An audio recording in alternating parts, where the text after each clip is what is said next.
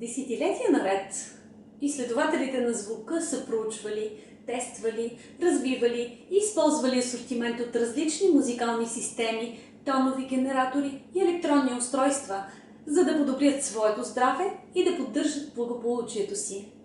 Някои от тях са райф генератори, спиралите на Тесла, радионични машини, честотни модулатори, кварцови генератори, ултразвук, синхронизатори на мозъчни вълни и аудиоустройства за самоуправление.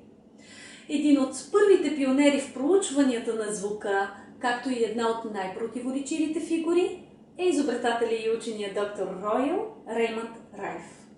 Той вероятно е най-добре познат заради изобретението на невероятен микроскоп, чрез който може да се наблюдават живи клетки при увеличение 100 000 пъти.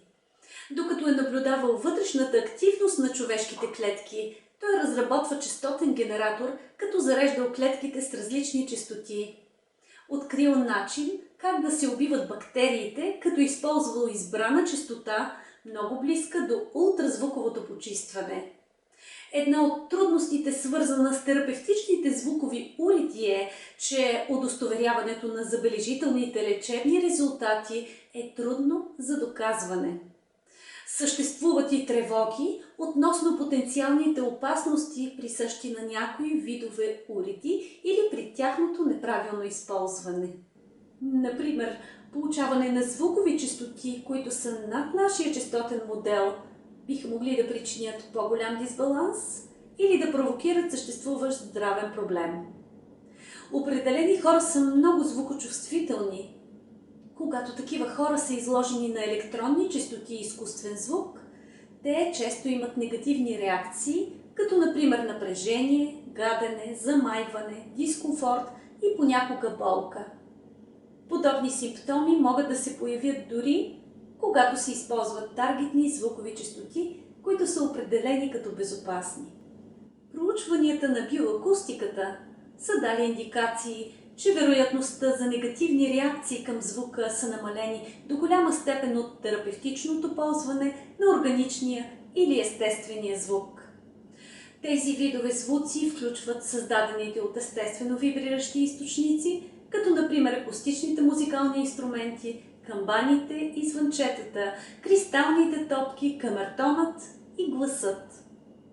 Също както от натуралните органични и здравословни храни, тялото може да се възползва по най-добрия начин от естествените звуци като естествена вибрационна храна.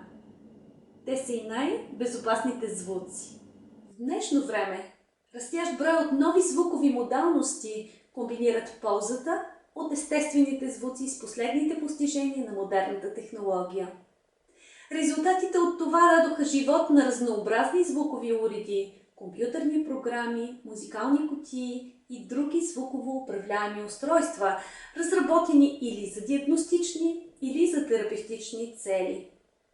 Често използвана във връзка с записи, синхронизация на мозъчните вълни, хармонични трептения между две тела, музика и медитация, тази област от звуковата терапия бързо прогресира.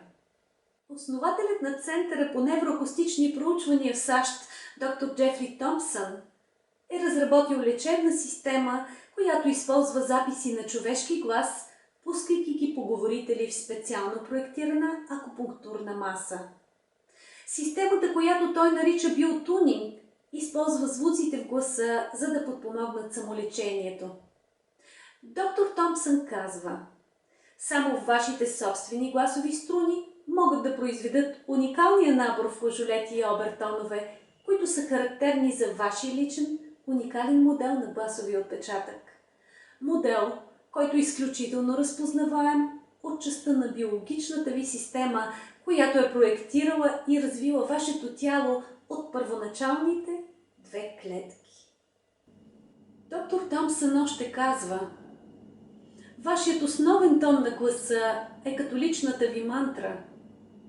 Мантрата не е просто санскритски звук, който някой е използвал при медитация, а е песнопение на нечий специален тон, който резонира съзнанието на даден човек с неговите собствени гласови струни, които пеят в дадена биомаса до основата на съзнанието. Изводът, който бихме могли да направим, е, че нашият собствен глас е нашия най-велик лечебен звук.